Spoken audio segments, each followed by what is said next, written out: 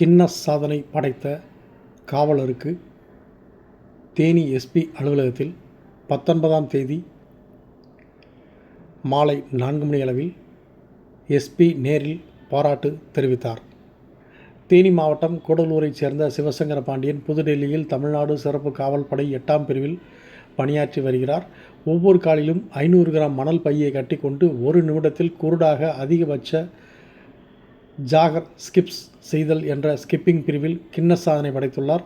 அதன் அடிப்படையில் கடந்த செப்டம்பர் மாதம் 7ஆம் தேதி நடைபெற்ற சாதனை முயற்சியில் ஒவ்வொரு காலிலும் 500 கிராம் மணல் பையை இணைத்து 1 நிமிடத்தில் 192 ஜாகர் ஸ்கிப்ஸ் செய்து சாதனை நிகழ்த்தியுள்ளார்.